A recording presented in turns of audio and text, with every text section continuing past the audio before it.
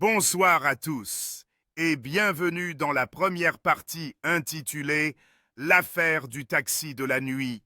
Au Cameroun, les passagers fantômes. Dans les années 90 à Douala et Yaoundé, une rumeur s'est mise à circuler comme un souffle froid dans les rues. On parlait d'un taxi de nuit pas comme les autres. Un taxi qui récupérait ses passagers normalement, mais dont personne ne ressortait jamais. Les familles racontaient que leurs proches avaient été vus pour la dernière fois en train de monter dans un vieux taxi jaune, le genre qu'on croise partout, ce qui rendait la situation encore plus effrayante. Plusieurs témoins affirmaient avoir vu la portière arrière s'ouvrir comme si quelqu'un entrait, alors que la rue était totalement vide. Une fois le passager monté le véhicule, s'enfonçait dans les quartiers sombres et disparaissait.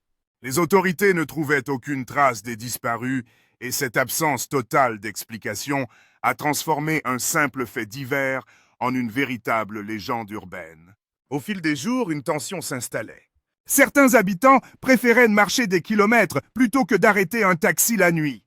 Les mamans interdisaient à leurs enfants de sortir tard. Même les chauffeurs de taxi, habituellement courageux, évitaient volontairement certains quartiers considérés comme zones d'apparition. L'histoire devenait tellement sérieuse qu'on murmurait des détails de plus en plus inquiétants. Un jeune de Bonabéry racontait que tard dans la nuit, il avait vu ce fameux taxi s'arrêter sans raison. La porte arrière s'était ouverte brusquement, comme si une présence invisible y entrait. La voiture était repartie d'un coup sans chauffeur visible selon lui. Bien sûr, d'autres affirmaient qu'il avait imaginé, mais pourtant, le nombre de disparitions dans le même secteur augmentait.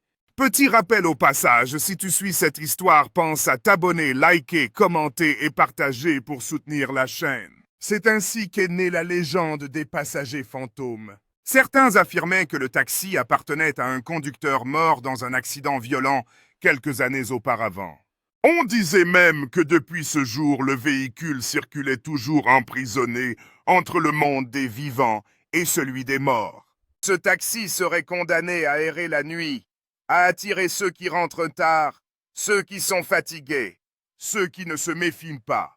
Et selon certains témoignages, les passagers qui montaient n'étaient pas tous vivants. Les habitants racontaient que des silhouettes invisibles prenaient place dans le taxi pour attirer les vivants vers une destination dont personne ne revient. Ce n'était que le début, car dans la deuxième partie, vous allez découvrir ce qu'ont vécu ceux qui ont réussi à survivre à un trajet dans ce taxi de la nuit.